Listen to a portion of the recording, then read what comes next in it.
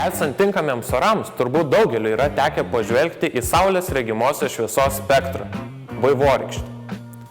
Kad pamatytume Saulės spektrą, mums nėra būtina laukti tam tinkamo oro. Šiam tikslui yra naudojami prietaisai vadinami spektrometrais. Kas yra regimosios šviesos spektras? Jeigu paimtume kaitrinę lemputę ir jos skleidžiamos šviesos pluoštelį praleistume pro prizmę, ši šviesa išsiskaidytų įvairiomis spalvomis. Kitaip sakant, išskleistume šviesą į spektrą.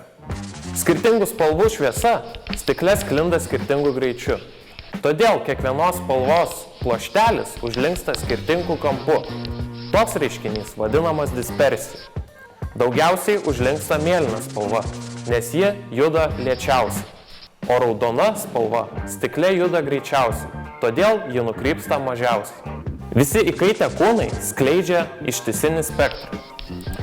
Jeigu ištirtume kaitrinės lemputės skleidžiamą spektrą spektrometru, gautoje spektrogramoje pamatytume, kad nuo vieno bangos ilgio iki kito yra pereinama sklandžiai. Horizontalioji spektrogramos ašis žymi bangos ilgius, o vertikaliai vaizduojama tos bangos ilgio intensyvumas. Spektras dažniausiai nesibaigia ties raudono ar violetinė linijomis. Mūsų akis te gali matyti nuo 750 iki 390 nanometrų ilgio bangas. Taigi, žmogus nemato nei infraraudonųjų, nei ultravioletinių spindulių. Betgi kokia nauda iš to spektro? Visi kaitę kūnai skleidžia ištisinį spektrą. Kad medžiaga pradėtų švytėti, visai nebūtina ją įkaitinti. Sužadintus medžiagos atomą ar molekulę, ji gali spinduliuoti tam tikro ilgio šviesos bangas. Spinduliuojamas spektras jau nebus ištisinis kaip įkaitusio kūno. Bus skleidžiami tik tam tikri tai medžiagai būdingi šviesos ilgiai. Paprasčiausias būdas sužadinti medžiagą ir priversti ją švytėti yra leisti elektros srovę pro jos garus ar dujas. Jeigu pažiūrėtume į švytinčio neono dujas, turbūt iš karto būtų aišku, kad neono skleidžiamas spektras skirsis nuo kaitrinės lemputės skleidžiamo spektro. Pats svarbiausias dalykas yra tas, kad kiekviena medžiaga skleidžia tik jai būdingą spektrą. Taigi, turint nežinomos medžiagos, mes galime priversti ją švytėti. Ištyrus jo spektrą, mes matysime, kokie bangų ilgiai yra skleidžiami. Na, pagal šios žinomus bangų ilgius galime nustatyti, kokia tai medžiaga. Toks medžiagų tyrimas yra vadinamas spektroskopija.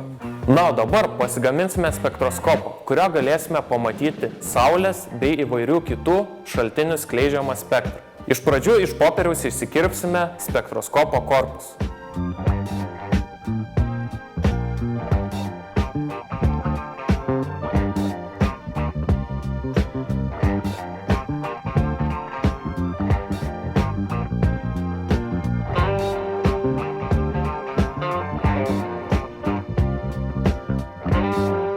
Šviesai išskleisti spektrą panaudosime difrakcinę gardelę.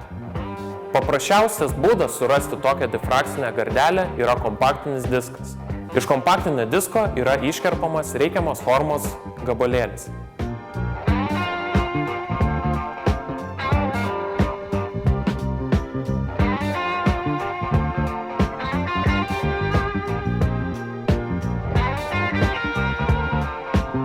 Šis gabalėlis yra įklijuojamas ant popieriaus.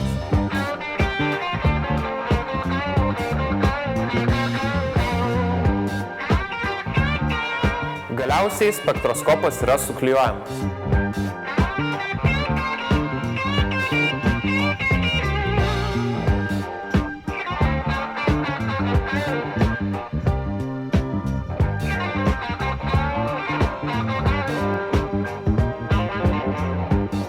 Lieka paskutinė dalis – stebėti spektrą.